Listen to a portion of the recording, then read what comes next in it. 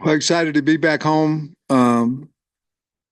You know, uh, Somehow our schedule's been that way the last couple of years, but now we have 5 of the next 7 at home. So really, we're excited about that, especially for a night game. I think we have 2 in a row coming up. So Tennessee, really good team, top of the nation in a lot of categories, um, both offensively and defensively. I think defensively, very, very, very stout up front. Have a really good secondary linebackers. I think kind of a common theme over the last couple of weeks that their defensive line is probably the strength of their defense, as well as what A&M's was, what Auburn's was. Um, so that'll be a big challenge for us. Offensively, they do so much. Of course, we have to get ready for as fast as they go, which we have some ideas for that, and we're going to use that today in practice. But it starts with their quarterback, very good skill wise. Um, I really like Dylan Sampson, their running back. I mean, they play more than one. They got Bishop in there too, but I really like him. He breaks a lot of tackles. Tight ends are good. Offensive line can do it all: pass, run. I have to obviously talk about Cooper Mays. Cooper Mays, I love Cooper Mays, and he's done such a nice job. I love his brother, his family. They're really good people. But Cooper's playing exceptionally well this year, and he's healthy, and looking forward to seeing him as well. But really well-rounded team. Have Squirrel's a great punt returner. Cameron is a good kickoff returner, and then they've got a kicker that can kick with either leg, rugby. Just a really good football team. But we're excited to play the number 4 team in the country, and they may be higher than that. They're the best team that we will have played thus far. So we're excited about it. Excited to be home and in front of our crowd. Coach, you mentioned they're ranked number 4 in the country. They're coming off of a bye week also, so a little extra rest, a little extra preparation for them. You said, I believe, that you talked to the trainers more Saturday than you had in any game. How big a concern is that, with maybe being a little beaten up versus a team that's had a little bit of rest also, in addition to being top 4? Yeah, it is a concern. We're going to have to do a good job with some of our key players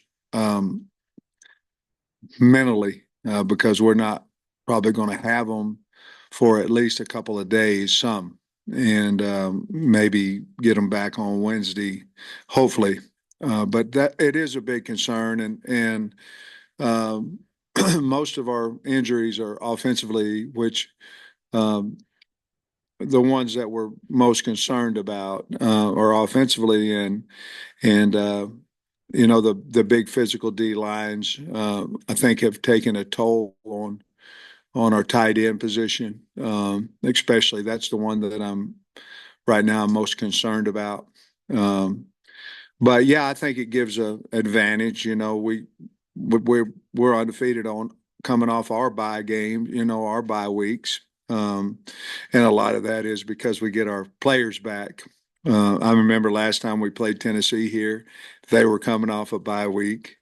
Um, and they started out like gangbusters on us, and then we were able to come back in the second half. But this is a this is totally different team than what came in here now going on 5 years ago.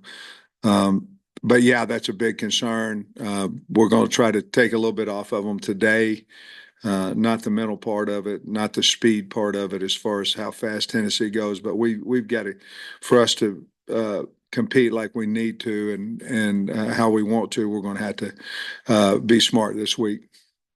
You've gone back, obviously, you've gone back and looked at the video of Texas A&M, and very talented team up front. Yeah. But also some missed assignments, some issues. Have you identified what some of the main problems were? Like, particularly, we were watching the video of the fumble at the 10-yard line, like what happened exactly on that play, and on some others. Well, there's either let's go with the fumble first. There's two ways you can play it. You can charge it, or you can stand on the line of scrimmage and read the mesh, and they had uh, two different ways to play it. I think uh,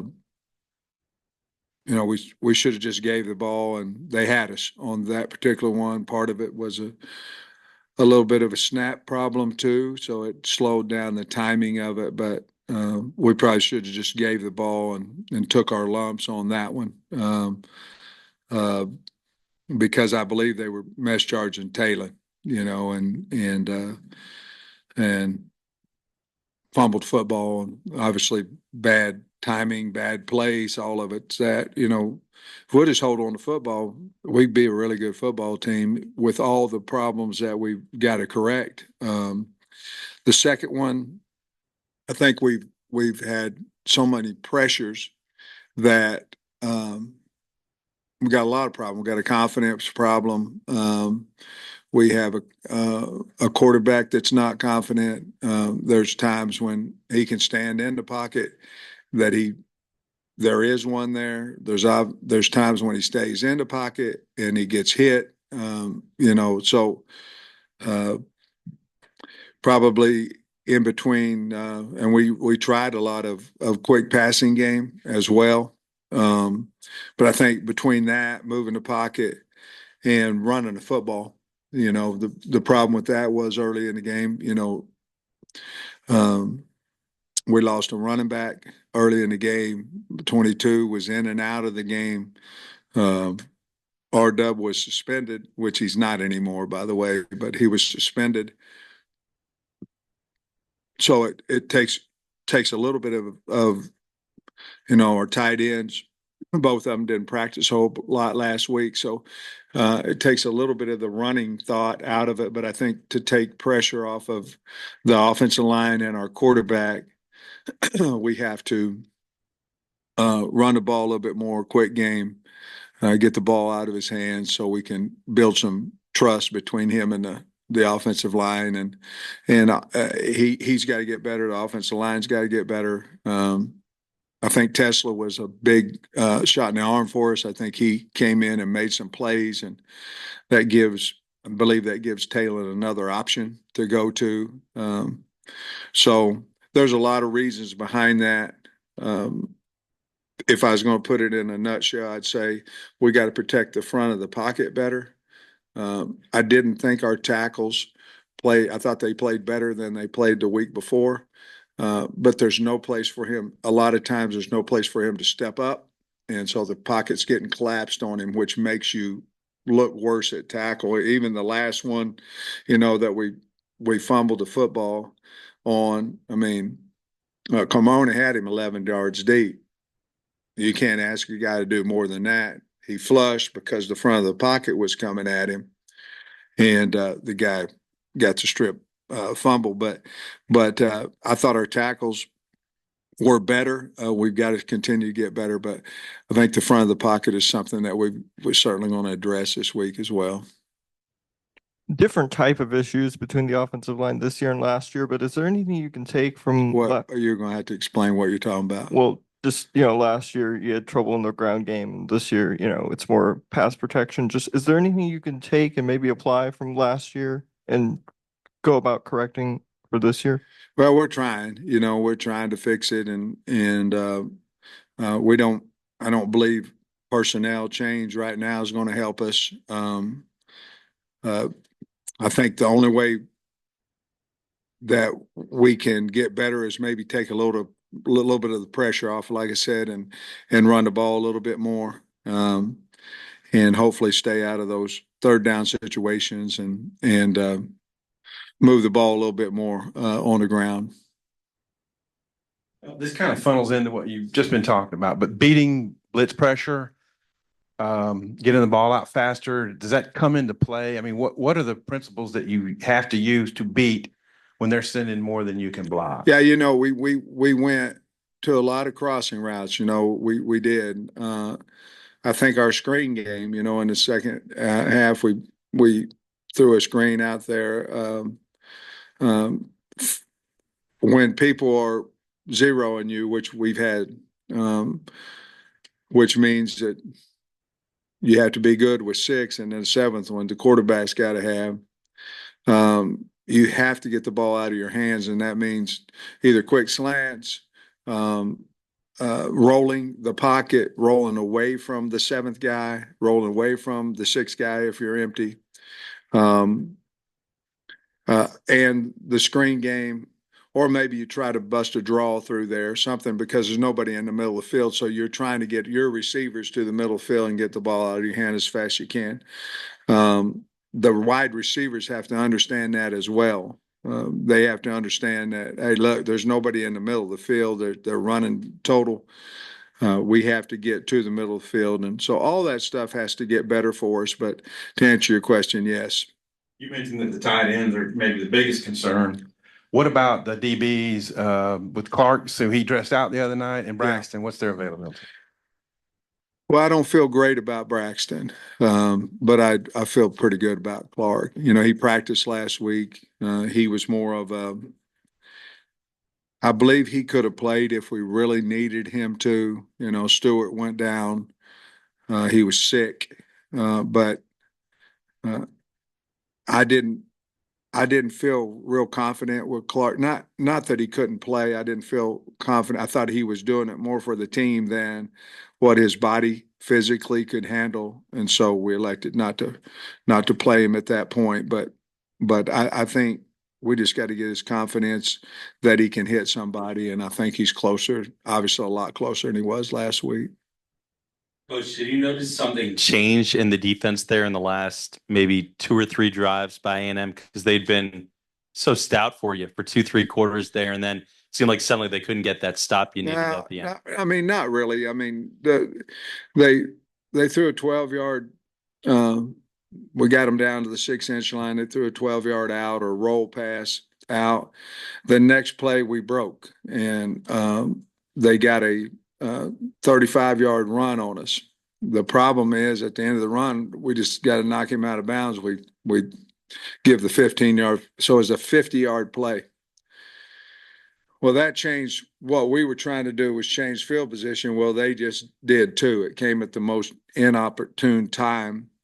We got stuck a little bit on personnel on a drive, and then probably the most disappointing thing was we had an opportunity to get the ball back, and they ran right up the middle for 8, and then they converted a first down, and we didn't have it really. We didn't have a chance to get we probably had a chance to get the ball with 45, 50 seconds left there at the end, and we didn't. So we played a good game, but we allowed the same thing that hurt us a little bit against Auburn. Big plays. We've got to eliminate those for us right now, for us to win. And they played an excellent game, but we've got to be a little bit better on those big plays.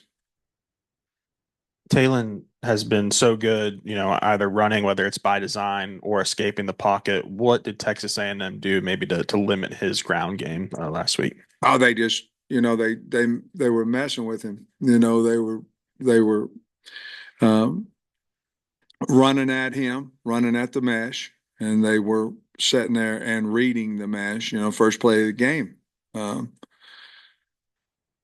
And then the same play comes along and he gets around that later in the game. The looks, I think, were a little bit difficult for him, but he got a lot on his plate. I think he'll be fine. I know he'll be fine. But that's what they were doing. They were continuing to mix up the looks for him, and I think, and the other thing is our snap. When we go into the left snapping, we're snapping it to the right, and I think that has a lot to do with our timing of our run game. And when he's reaching back here and reading over here, I believe it becomes difficult, and we've got to help him get the snap down the middle where it's supposed to be, so he can have a little bit more time to make those decisions. Braylon had 9 carries. I know Jaquindon missed some time, but Yeah. you know, is he a guy that maybe is going to get some more action here? And what has he done to kind of build up that trust where you're comfortable playing him? Yeah, we've been comfortable playing him. It's just, we had those other backs early that we felt like could make yards for us. And so we've always had trust in him, and he'll continue to get more and more reps as the season goes. I think he's a really good back. He runs extremely hard. So most of him not playing early was his ability to identify and pass pro, and he's gotten a lot better with that too. Sam, I don't doubt it's gonna be a great atmosphere Saturday night, but Tennessee, they went to Norman and really took care of business there. They went to Charlotte, neutral site and really, hammered Yeah. NC State. How impressive is what they've done on the road in these night games? And what do you think's been the key to their success in those games away from home? Well, that was a hard fought game at Norman. OU scored late, I think, to make it look a little bit better than what the game was. I think if you look at that game, they got up and coach tried to run the football, trying to take the clock away. But I think it says that they've been in that atmosphere before, and they've got a really good team. Physical. What you see this year a little bit, Bob, is their defense is so much better than what I've seen. They're really good defensively, and uh, but I think they handled it real well. Oklahoma's really, really loud at night, and they handled it real well. I imagine they had more than half of the fans when they went over and played in the neutral site, NC State, but says they got a good program. I understand mature guys. They got a lot of older guys on their offensive line. And usually that's where it affects you more than anything. Is on up front on the O line. They got a lot of maturity up there, starting with Cooper. And Nico, I'm not even try to say his last name, their quarterback, Imai Paliai. I think it's Iamala Leala. Yeah, you're better at than I'm. What's your take on him as a young guy? He's putting up great. Really numbers. really good, mature. He's it's just like Marcel Reed. Reed did what he needed to do. He didn't turn the football over. I'm not comparing them. I'm saying Nico is that he does what he needs to do. He's got a lot of opportunities to shine in his offense. He doesn't make mistakes, and then he does it at a high level. He's scary because he's not going to make mistakes, and he's going to run the offense to a perfection. And for a young guy like that, he just really impressive. Sam, you mentioned R-Dub no longer being suspended. How much of a factor in the run game could he be? Because I know he was behind some guys, earlier in the season as well. Does he still have to climb up the depth chart? Yeah, we know that he's a good player. From a year ago, he's been hurt most of this year. He's healthy now. All he's got to do is have a good week of practice, and we'll certainly. One thing you have a suspension, you have this. You do whatever the responsibility is, and then after that, it's we wouldn't let guys back on the team or anything if we had a grudge or we had anything like that. It's what we felt like we need to do, and so if he's ready to go and he's practicing well, we're going to use him. You mentioned the tight end health. I guess Has still dealing with the back, and I think Washington may have gotten dinged up. Yeah, he did. Is there a chance with Poshka this week? Man, I don't know. I don't know. I'll know more. Very doubtful right now, but we'll know more Wednesday, Thursday. But very doubtful right now. And how much, everyone focuses on the offensive line, but how much do the tight ends impact the run game? Like not having those guys healthy and at full strength, how much did that impact Saturday? Well, they have, they're one of the point of contact blockers. And so when they play well, we do pretty good. And when they don't, they're as important as the center, because they're either cutting the edge back offside or they're leading the way. And so very, very important. And they've gotten better and doing a good job. It's just certainly when you don't practice, it takes a toll some of the looks that you're seeing, some you don't because you weren't out there. You can watch it, but you can't do it, and there's a big difference between the two. Is it fair to ask Green to make the right decision when he's under duress over and over and over again like that? I mean, is that a reasonable expectation? Yeah, I think so. I mean, it's not fair to ask him to be perfect, but um, I think so. And he's working at it. I think he'll get a lot better with it. There's a lot out there on his plate, but yeah, I think if you ask him the same question, he'd say yes. He's certainly working at it. Bobby's working with him on it. I'm not really concerned about him getting better at it. I think he'll get better at it and have a good week. You guys talk about starters, not standards and stuff, but usually a starter is going to play more. Is it, and you talked about Tesla a little bit, is it time to put him back in the starting lineup like he was last year? I think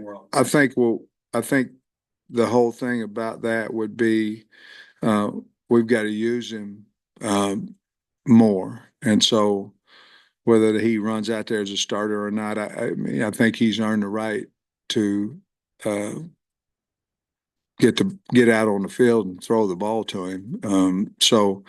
Whether he starts or not, I think we'll have to wait and see at the end of the week, but he certainly has earned that right if he has a good week of practice. Twofold question. You've coached at Tennessee, so you kind of know the history and everything. And when they're good, they can be very good. And then Josh Heupel, the times you cross paths with him, what you know of him. Really good dude. I really like him. The guy won the Heisman, and I don't know what I was expecting. I don't know, but he's a very humble, very good guy. I mean, I like him. I like what he does on his team. They're well coached. They're disciplined. They play extremely hard. But I really like the man, and I don't know him much more than the SEC head coaches meetings. But I have high respect. I mean this. I have high respect for the guy because he's really done a great job there, and a lot of guys had went in there and didn't before he got there, and I think he's done a wonderful job. And kids they know how to play the game. They know how to play it the right way. And then on Tennessee, just the historic nature of Yeah, I remember when I went for an interview and the GA took me over to the stadium, and I'd never been there before. And in between time I was interviewing, and I think the head coach was talking to AD about if he could hire me, how much he's going to pay me and all that. And I walked in the stadium, and I told the GA, I said, take me back. He said, why? And I said, hell, they ain't going to hire me to coach in a stadium like this. It was unbelievable. It was like the Coliseum, I said, I'm not getting a job. Take me back. And he started laughing. And when I got back, I had a contract and a job. But it's one of those places, it's a SEC school, but it's one of those places that has a lot of history and really great place to live. Good opportunity at the time to obviously get an SEC as well for me. And then you went back in 15, and I mean, you guys actually won 3 in a row in the series. Yeah. Just maybe, I don't know if that has any bearing on this, but you don't play them that often. When we went down there a few years back, they returned to open. They returned to open a kickoff for a touchdown. We were down fast down there, and then offensive line and running backs, and they kind of took the game over back then. We run a lot of pin and pulls, and end up kicking a field goal right before half, and we missed the swiper. I'll never forget that. He came right through there, and he should have blocked it, and he didn't. And then when I got the job here, one of my former old linemen over at Tennessee, I was talking about when I was an O-line coach, I said, hey, I'm going to Arkansas. I think I came from Arkansas. here, didn't, or from Tennessee here, right? Yeah. And I said, hey, I'm going to Arkansas. Hey, there ain't nothing to do. I mean, I'll never forget. He said, there's nothing to do in Arkansas. We played there. I said, yeah, it was 44-10, bro. I said, there might not have been much to do, but them hogs were whipping your butt, and we were laughing about it. But I do remember those stories. Tennessee was a short time for me. I think it was about maybe 11 months or something, but I'm awful happy Derek Dooley hired me and gave me that opportunity. Their quarterback Nico, but the running back Dylan Sampson, he's been bad. He's bad to the bone. He's a good player. I mean, he's really good. Can make you miss, can run over you. I mean, he's a good player, can catch. I like him a lot. He's a really good player. And then they use the other one, Bishop, too. But he's really good player. And then with Addison Nichols, you talked about, being able to snap the ball better. Is that something like how do you fix that in practice? You just have to practice it a lot. And his main problem is when he's going left and the ball's kicking right on him. And so you just have to, but you can't. I mean, a rep's not a rep if it's not full speed. So you can't be down there in pre-practice. He's got to go full speed to his left, full speed reaching to the left, full speed back blocking to the left. And that ball's kicking to the right on him. And so we've obviously been working on it. And it doesn't happen every time, but when it does, he's going to his left, and we've got to get that fixed. So you mentioned Addison. He's obviously a former Tennessee player, so is Danico. What would you say about each one of those guys separately, about what kind of season they've had for you so far and what kind of kids they are for your team? Well, anytime, Trey had mentioned something about starting and all this, and so I'm going to contradict myself a little bit, but anytime you got a guy that's starting, he's the best you got. That is your best. You feel like that's the best you have. Especially if you're not in a rotation, you know what I mean? So with Nichols coming in here and starting for us, has been really good for us. And then with Nico, he's played really, really good ball for us. And so those two guys coming from Tennessee have helped our program. Glad they're here. Do you think there's a little extra now juice, whatever you want to use it for them playing their old team? I think there's something to some of that. I also think that lasts about 4 or 5 plays, and then you get hit in the head, and you get somebody cuts you, somebody knocks hell out of you, and then at that point it's about preparation and what you're made of in the heart and how hard you want to go. So I do think there's something. I think that has to do with preparation. I think whenever you're wanting to do something so bad, I don't know that feeling that you have right before the game is going to help you play a lot better, but I do know that feeling helps you prepare, which then you'll play better. So I would assume they'd have that this week. I think I got this stat right out of Tennessee's notes. They've outscored their opponents 78-3. Yeah, it's pretty good. Yeah. What have you seen? And just, I guess, you obviously want to get off to a good start against these guys before they could bury you, Yeah. Well, I appreciate the confidence, but anybody. Oh, I'm talking about okay. if you're playing them, that could be the Green Bay Packers. I got you. Old guys use the Green Bay Packers. I talk about them all the time too. I don't think they're as good as they used to be, Bob. But I'm not calling you old.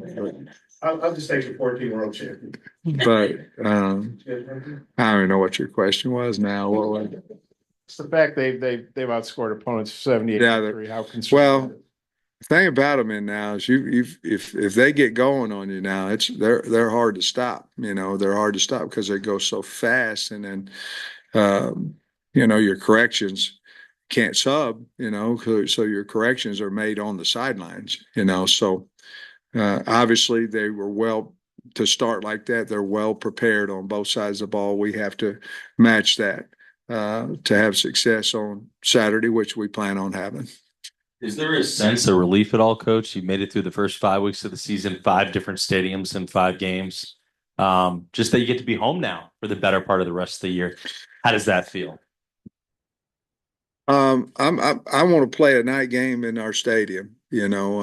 So Excited about that. Excited about Tennessee coming. I mean, the fans should be excited about it. You know, top 4 team in the country, and the thing with the road is, you know, you get on the bus, you go to XNA, go through the deal, you get on the plane, you fly out, you get on a bus, you go to the hotel, you get on a bus after the game, you might bus an hour to get to the plane, then you wait, then you get on the plane, then you wait, and then they close it, then you fly in, then you get to XNA, and then you wait, and they put the bags on, and then you come home. Well, when you do it 4 out of 5 times, and now we didn't because we bust, which then you go, okay, then we come back 3 hours. It gets old. And everybody has home games and everybody has away games. It's just when we were on the bus or on the plane coming back, I was going, man, I'll be glad to, you know, not do this for the 6th, time out of or 5th time out of 6 weeks. I'm not saying it lost as a game, I'm not saying all that. It's just going to be much better to do the hog walk, come in here and get out there where they got to worry about noise for once, in a while, and we don't. And I think that'll be really, I think it will help us. I don't know, maybe Tennessee was holding back a little bit, but Oklahoma is really the only team that's kind of slowed them down a little bit. Is there anything that you can take from the film or what Oklahoma did good against their offense that you guys could do? Yeah, there sure is. I thought it was a brilliant game plan. But as I say, once Tennessee got ahead there, they went primarily to running they were ahead. They felt like their defense was playing well. I think Oklahoma was struggling a little bit offensively, and part of that, a lot of that, was because Tennessee is really good on defense.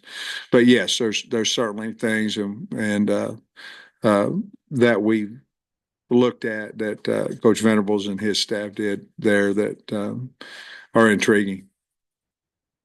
What's up, Jackson? I know we've talked about him a bunch, but Andrew Armstrong has been such like a reliable target for Talon, and there was some time in the offseason I think we all wondered would he come back, and he did. Mm-hmm. I mean, how have you seen him develop? Not only for this season for you guys, but for his future, aspiring NFL career. But he's certainly on the NFL list now, and guys come in, they want to talk about him. So if you want something bad enough, you got to go work to get it, and I think that's what he's done. He's also matured as a young man, and I'm not saying he was immature. I don't mean that, but he's also grown as a young man, and I think if you ask him, he'd say he practices harder, he works harder, and part of that's for the team. I'm sure part of that, which is not selfish, I'm sure part of that is for his future in the NFL. You can do both, and so I'm really proud of him for that. You recruited him 2 years ago. Did you envision this type of development where he could become an NFL receiver? I didn't know if he could make a Division II film look that same way in the SEC. And, there was a learning curve and all that, but he's always been very talented. So I envisioned him being a really good SEC receiver. One of the better ones. I don't know, but I envisioned him that he would be one of the, a really good SEC receiver, and now he's one of the better ones out there. So, really happy for him. Coach, appreciate it. All right, guys.